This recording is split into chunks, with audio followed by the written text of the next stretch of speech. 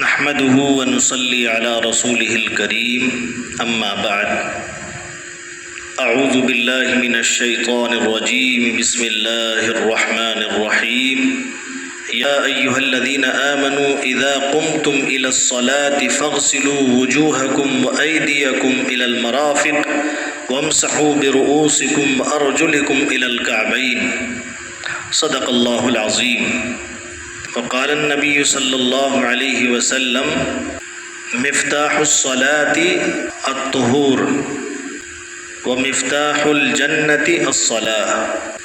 میرے محترم دوستو بزرگوں، ہر ایک مسلمان پر نماز کا پڑھنا فرض ہے، لیکن نماز پڑھنے سے پہلے وضو کرنا ضروری ہے. اس لیے آج ہم مناسب سمجھتے ہیں کہ وضو کرنے کا طریقہ آپ کو بتایا جائے، کس طریقے سے وضو کیا جاتا ہے. اس لیے کہ نماز پڑھنے کے لیے وضو ضروری ہے، بغیر وضو کے نماز نہیں ہوتی. وضو کا مسنون طریقہ یہ ہے کہ کسی صاف اور اونچی جگہ پر بیٹھ کر پاک ہونے کی نیت کرے اور پھر بسم اللہ پڑھ کر وضو شروع کر دے. 3 مرتبہ دونوں ہاتھ گٹوں تک دھوئیں، پھر مسواک کریں. مسواک نہ ہو تو انگلی سے دانتوں کو مل لیں، خوب اچھی طرح منہ کی صفائی ہو جائے. پھر 3 مرتبہ کلی کریں، منہ میں پانی لے کر اچھی طرح سے منہ کو دھو کر کلی کر دیں. 3 مرتبہ کلی کریں. پھر 3 مرتبہ دائیں ہاتھ سے ناک میں پانی ڈالیں اور بائیں ہاتھ سے ناک کو صاف کر دیں. پھر 3 مرتبہ پورا چہرہ دھوئیں، یہاں پیشانی کے بالوں سے اور ٹھوڑی کے نیچے تک، اس ایک کان کی لو سے دوسرے کان کی لو تک پورے چہرے کو 3 مرتبہ دھونا ہے. چہرہ دھوتے ہوئے داڑھی کا خلال کرنا. داڑھی کا خلال یہ ہے کہ سیدھے ہاتھ میں تھوڑا سا پانی لے کر اس طرح داڑھی کے نیچے سے یوں انگلیاں داخل کرتے ہوئے اور یوں نکال دیں. جن حضرات کے داڑھی زیادہ ہوتی ہے وہ خلال کریں گے، اور جن کی داڑھی کم ہوتی ہے تو وہ پوری داڑھی کو چہرے کے ساتھ دھوئیں گے. پھر 3 مرتبہ کوہنیوں تک یہ ہاتھ دھوئیں گے، یہاں تک کوہنی بھی اس میں دھل جانی چاہیے پوری. پھر 3 مرتبہ یہ الٹا ہاتھ یعنی بایاں ہاتھ 3 مرتبہ دھوئیں گے. پھر دونوں ہاتھوں کی انگلیوں کا خلال کریں گے. انگلیوں کا خلال یہ ہے، انگلیوں کا خلال اس طرح سے کرنا ہے. پھر ہاتھوں کو تر کر کے ایک بار پورے سر کا مسح کرنا ہے. اس کا طریقہ یہ ہے، اس طریقے سے یہ پورے سر پر اس طرح ہاتھ سر پر پھیرا کر یہ انگلیوں کو اس طرح کانوں کا مسح کر لیں گے، اور پھر اس کے بعد گردن کا مسح کرنا ہے.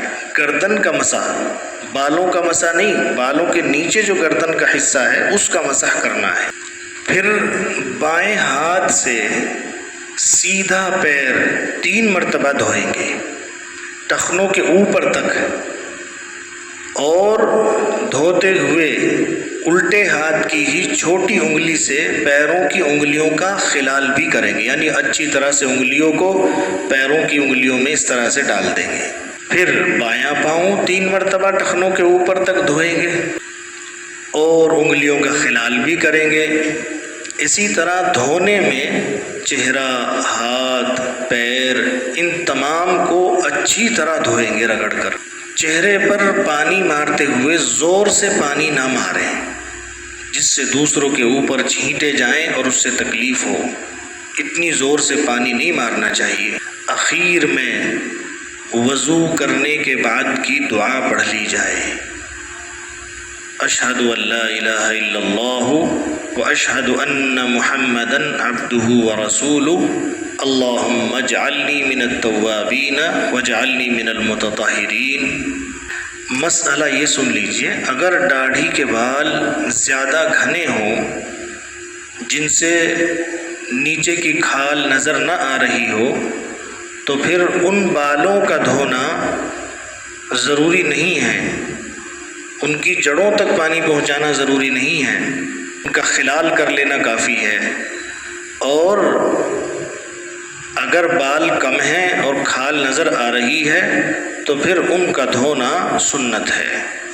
اس طریقے سے ہم انشاءاللہ مکمل وضو کر کے نماز پڑھیں گے تو اس نماز کے اندر بہت زیادہ مزہ آئے گا۔ اسی طریقے سے ایک بات یہ عرض کر دینی ہے کہ بہت سے لوگ وضو کرتے ہوئے دنیا کی باتیں کرتے رہتے ہیں۔ وضو کرنے کے درمیان کسی طرح کی کوئی بات نہیں کرنی چاہیے۔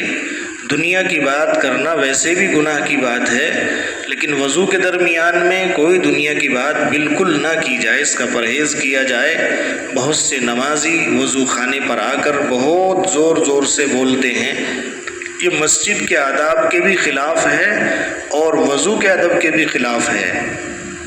اللہ تعالی ہم سب کو عمل کی توفیق عطا فرمائے۔